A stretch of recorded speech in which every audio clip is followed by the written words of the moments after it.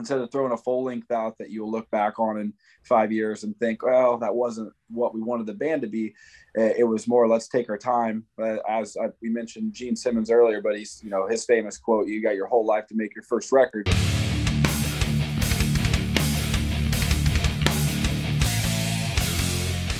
Ghost Cult Magazine welcomes in the whole band of Airacobra. How are you guys doing? I hope I said that correctly.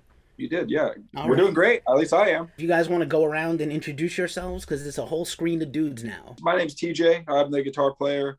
Do some background vocals, poorly probably. Do a lot of the writing. Play guitar. Good. Play guitar good. Great. Thank you, Dust. Oh, go ahead, Zach. Oh, I'm Zach. Thanks, Dusty.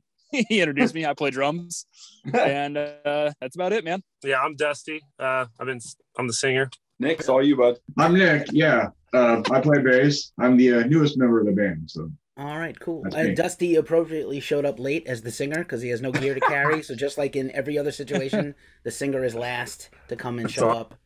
All good. You show up and look good and yell into a stick. That's what you do. Super cool. You guys have a brand new record out, Midwestern Steel. Very exciting stuff. I jammed it out. It's like very, a lot of killer modern metal and, some throwback stuff in there too. But like I really dig how you guys put all your stuff together. And we're going to talk about the record in a second. But I thought, as I like to do, start with an origin story. So whoever wants to go first, tell us how this band came together like Voltron. I feel like I normally take this one. So we got together way, way back in the day, like probably at the end of 2011. And the end of 2011, it was a bunch of guys that, we all were in different bands that were relatively locally successful. But as people start to kind of drop out of that, you're just kind of conjoining and everybody's trying their best to keep it going. The ones that are really motivated to do it and the ones that actually love doing it.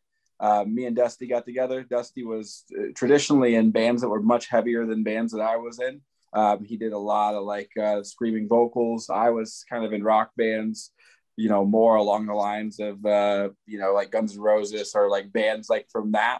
So we got together, did our best to figure out how to mesh the two together. I think we picked like 4 or 5 songs that really didn't, like, if you look back on them now, they probably don't match up too great, but back then it was pretty cool. And it started to kind of work, and started playing all the local shows around around home. And we just kind of kept at it. And then up until here recently, when we got Nick in the band, we started to get kind of serious about it and, said, if we're doing it still, like, let's actually give it a go. So, it's been a while. It's been a long road, been a lot of lineup changes and different stuff. We love all those guys still, but this is the group right here going forward that, wants to take over the world. Nice. That's a good answer. It's hard to keep a band together. I don't think people appreciate how hard it is. There was a period of time you couldn't find enough people to even have a band with, let alone a surplus of people. But, it's more than just having gear and more than just being able to play. Being in a band is like a relationship like any other, and it takes, a lot of patience. It totally does. It's like goes beyond too, just that you have to like all gel together and you all have to have the same thing and you all have to believe in the music you're playing. Like, I don't know, like one of my favorite bands of all time is Kiss, but if you go watch a Kiss show now, it's a paycheck. Those guys aren't up there putting their all into it. They're up there, collecting the paycheck, and you can't fault them. They're old dudes, but like we're still young and hungry and want to make it happen. So that's so big, is to get up there and authentically believe in everything that you're doing and saying and just playing your ass off. Right on. Gene is probably going to send us a notice that we mentioned their band and we owe him like 10 cents now. Oh, darn. I'll pay. Don't worry. You know what? Oh, cool. Yeah, that's good. I mean, I love Kiss, but you're not wrong. No lies detected. And, I know Gene just said, like, this is our last tour ever. And, it's time. I don't know if Kiss is not going to end because they're going to get new guys and be like Scab Kiss. And I'm more of like a Union guy. So I want to see the, it's like, I'm glad. Like, if you never saw Kiss, go see Kiss. They're definitely not going to be around forever. But, yeah, sure. I don't know about going to see Kiss without Gene and Paul at all. Yeah, I'm with you. And I'm like silly Kiss fan. I've got the comic book with blood and all of it. But, I'm happy that I got to see him in 96, 97. And that the rest of it's all been icing on top of the cake. We could talk about Kiss all day long. Really. I don't know about the other guys. I could talk about Kiss all damn day. They actually just sent me the cold gin.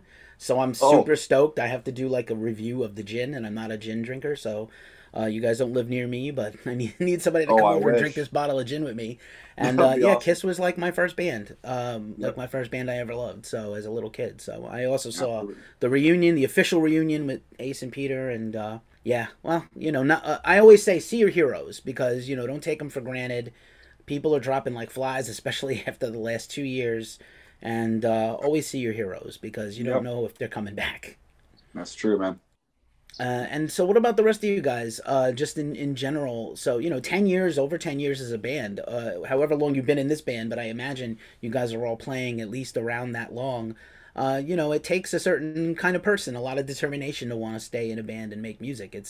It can be rough and not as rewarding. You should be stoked. Your new record is killer, but it's a journey for sure. Yeah, I completely agree with you with staying together for that amount of time. The early years, we were young, early 20s, and Yeah. we like to cut loose a lot. And I think we were less focused, but now that we're all older, and I think we stood the test of time, and we've reinvented ourselves. I think 3 different times. But while staying Airacobra, or what we perceive Airacobra to be, yeah, I think it's fantastic. And honestly, with this release, this is day one for me. I think the gates are open, and I'm ready to charge on in there, see what we can do. Right on. There's a very triumphant vibe throughout Midwestern Steel. It really reminded me of like almost an early Maiden record. Somebody should be waving a flag, like through every one of these songs. You need your own Eddie to come out and like do the robot and stuff because it's like super pumped me up. I was like, oh man, I want to go for a run or mosh around my living room to this stuff. Oh yeah, dude. Oh yeah. Awesome. I think one of the bands that we all kind of gel on, or actually set of bands, anything from the 80s and all that stuff is hugely anthemic. And I think that's what we want to get across. So I'm a huge Wasp fan. And if I can get a little bit of that vibe in our songs, I think we've done something right for sure. Right on, right on. I know Wasp is coming on tour eventually. I think this year. I'm not sure if whether I forgot whether Europe got canceled and they're still doing the States. I think that's actually what's happening, and then they're doing Europe next year for the 40th anniversary of the band. So yeah, the classics. I'll keep my eye on Metal Sledge to make sure that they happen. Keep Blackie honest. I'm sure fans are stoked. I don't know if it's like the censored Wasp because he's very religious now, so he's not gonna do certain songs, which is disappointing. Especially the songs people want to hear the most. Like that's why they like Wasp in the first place. Fuck Like a Beast, dude. It's like people don't want to hear Crimson Idol as much as they want to hear Fuck Like a Beast. Like just the facts. But I understand. Like I get it. It's hard. Veteran bands have a hard time. At least I know he's gonna go out there and give his best effort. It's not gonna be like a Vince Neil where he's gonna like fall and break a rib and can't carry a tune. I know there's some stuff going around this week where Bon Jovi is looking bad in videos or sounding bad. Like his hearing is going and he can't find a pitch. That's hard. I used to sing in bands also, mainly bass player, but I sang in bands too. And it's hard. Like people don't appreciate how like everything is loud, and if you don't have like super pro in-ear monitors, you really can't. It's hard to hear yourself even in the best situation. But yeah, man, so this record is like I said, it's really killer. There's a lot of tight moments on it, a lot of great grooves and riffs.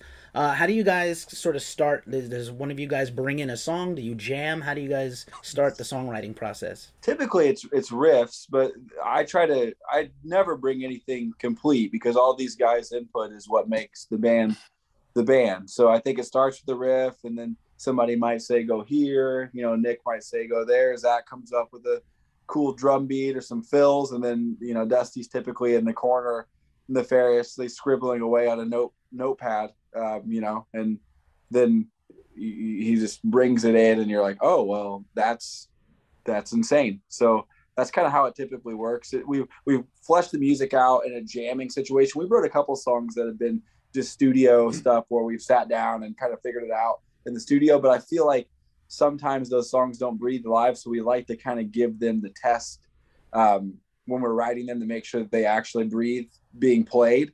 And then everybody kind of throws their parts in, their 2 cents in, and Dust comes in and has the lyrics ready to roll, and we kind of work on melodies if there's any sort of situation there, but most of the time he has those set.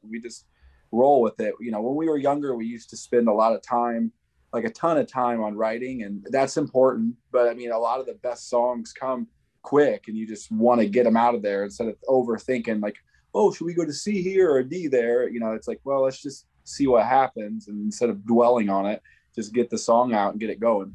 Right on. I was wondering, I know you guys put out a series of EPs before this full length. Did you have this record? Were you already working on this record when things kind of went to hell? Or is this something that really was like born out of the last couple of years? I mean, we've always been weirdly like perfectionists when it came to this. So we never bit off more than we could chew. But what really kind of sparked it was there was a version of this band, there was a version of Airacobra previous to this one. And we wanted to kind of get away from it a little bit. And we created like a fun little rock side project that no one knows about. No one probably ever, you know, will care about. And that's cool because it was valid for this. And we just started recording these songs, you know, 4 or 5 songs in a day or so. And we were like, wait a minute, like this is actually great. Like we can do this and we don't have to spend 3 weeks on stuff. We can just get in and hammer these out. And then that's when you started seeing the singles come through. But we were working on the record when the newer singles from 2020 started to hit. We knew that we wanted to make the record. Prior to that, I think we were just in our own heads and kind of like Dust said, we were a little bit unfocused and it wasn't sounding exactly like I wanted it to sound in my head. So instead of throwing a full length out that you'll look back on in 5 years and think, well, that wasn't what we wanted the band to be. It was more, let's take our time. We mentioned Gene Simmons earlier, but he's, you know, his famous quote, you got your whole life to make your first record. So we kind of took that on and said, okay, well, let's make it exactly what we want it to be. And when it's right, it'll be right. And when Nick came in, his bass playing really took it to the next level. You know, Zach came back and me and Zach have been good buddies for a long time. So that chemistry's there, and he's an amazing engineer and helped, you know, produce this record, and how it sounds is a lot thanks to him, and how passionate Dusty is about music and just playing. It was the right time, and how he writes the songs, I feel like you know, the content of the lyrics has really matured without being like, you know, like you typically would get somebody in their mid, oh, now I've got to start writing these extremely, you know, like heartfelt Townes Van Zandt songs. But it's like, no, fuck that. Like, we're going to write about metal shit, but it's going to be pointed and concise and awesome. So I think it was just the right time. And the pandemic might have, you know, spurred that on a little bit. For the most part, I think it was just the culmination of everyone coming together and being on the same page at the exact same time. Copy. I love the Townes Van Zandt reference, by the way, and love Townes. Was not on the bingo card before this interview for today. Oh, so I'm pumped. That's why I was saying you're gonna have to ask Dusty all the metal questions, because I'm probably gonna disappoint you. Oh, nobody.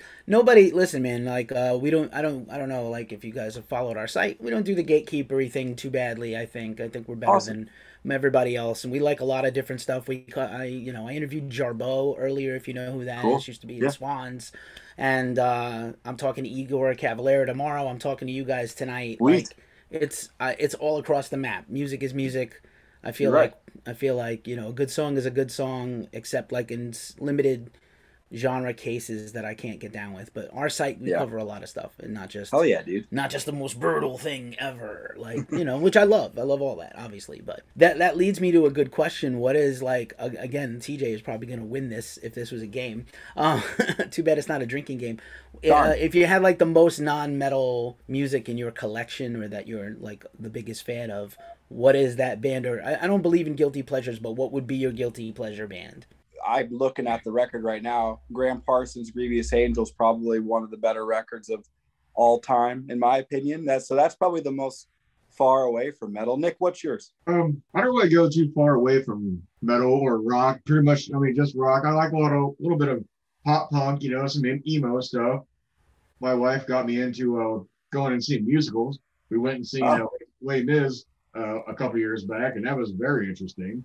It's an amazing performance they put on. It was the actual Broadway crew. So I guess that's probably the most unmetal thing I've ever done. Les Mis rocks. I'm on this 90s rap thing. I'm really big on and Outkast, which is kind of weird.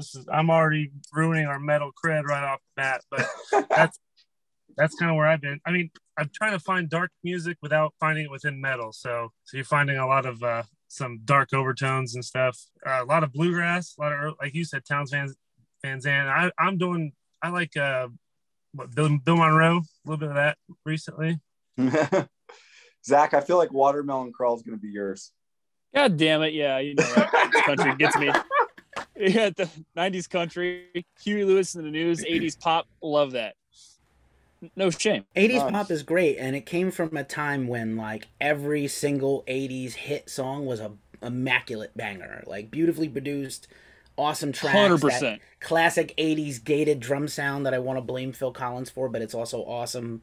And yeah, you can't really go wrong with the 80s. It's a good, like, if you need a change, like, I've been listening to so much brutal stuff, I grew a second dick and I need to listen to something else. And that's when you put on like Human League, you know what I'm saying? And you put on Duran Duran and Huey Lewis, and yeah, we gotta love some Huey Lewis, man. Huey Lewis rips, man. Not to mention you know, the Patrick Bateman reference there, if you're American Psycho fans. So gotta get down with it. Be square. It's never been hip to be square, but Huey Lewis, we give him an exemption, and he's great. Yeah, fun times. Yeah, man.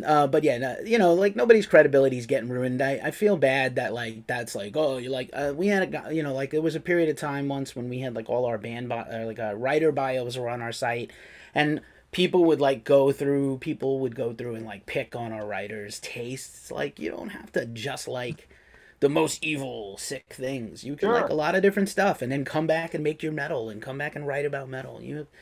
Life is, you know, it's like you can't just have a single view. It's like the Jedi and the Sith. They can't all be one. It can't be one or the other. It's a lot of both.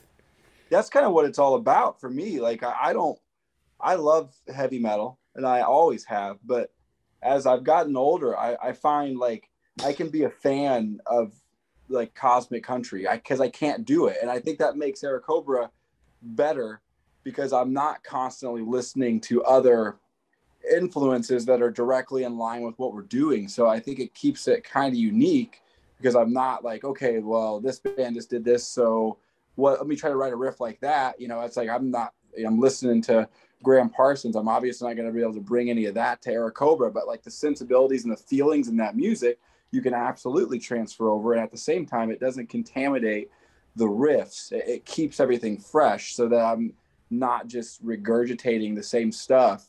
I mean, like I said, I've been big on Pantera here lately, like absolutely crazy, but it's like, I'm not writing it. So that's great. But like when it comes time to do that again, I'll kind of bury myself in stuff that's not exactly the same, so that it comes out authentic and unique. And there's nothing coloring the Airacobra like guitar sound. So that's kind of how I always look at it. It allows me to also be a fan of music because I feel like, you know, we're so close to this stuff. All of us guys here love music so much. We're so close to it. And then you talk to somebody like that's just a general music fan. They're not as, you know, far back and looking at the big picture is what we are. And I think we can get lost in that. So it's cool to kind of take a ticket and kind of be like them and, you know, listen to stuff and just listen to it to listen and not listen to it for, you know, for what we listen to music for a lot of the times too. Nice. I dig it. In addition to dropping this new record, you guys were one of the first bands named for Full Terror Metal Assault. Those guys are always put on a great show. Last year we got the golf cart mosh pit during Exodus that no one will ever forget. Certainly not the internet. And yeah, they always do a bang up job. It's I think it's Southern Illinois, not quite Chicago. And yeah, you know, you guys must be very excited. Who are you excited to see? They haven't announced the full lineup yet, but they're getting there. Dust, why don't you go on that? Oh, yeah. Obvious choice, Municipal Waste. That's going to be pretty sick. I don't know. They do such a good job every year. It's never really a dull moment. It's cool because you have so many local bands from other scenes and stuff that obviously fill up the beef of the roster, but they're all good usually, and Joey does a good job of picking a big range of bands from black metal, hardcore, everything. It's pretty good. But I would say there's a cool band in Indiana named Grave Ripper. I've seen them once. I'm excited to see them. Is Ghoul playing, Dusty? Yeah, Ghoul. Gosh. Oh yeah, that's mine. Ooh. Ooh. Hell yeah. I can never. That's why you guys are here, because I can never recite half the bands that, even though I'm excited. But yeah, Ghoul, hell yeah, that's gonna be awesome. I remember we listened to Off with Their Heads like 7 years ago, and it was been a while ago, and I remember thinking that song is fucking awesome. So I'm stoked to play with those dudes. They always do a killer job. I recommend everybody, if you're on Twitter, follow Ross. I think it's Dr. Rust Sewage. And okay. He is, of course it is. And of course he is. He's awesome. And he also has an awesome collection of G.I. Joes, and he's all about them. Oh, fuck yeah. Because, why grow up? Like, life is You don't have to. No, you don't have to. Life is difficult. Don't grow up. And don't conform. Why bother? Exactly. But yeah, do you guys have any other...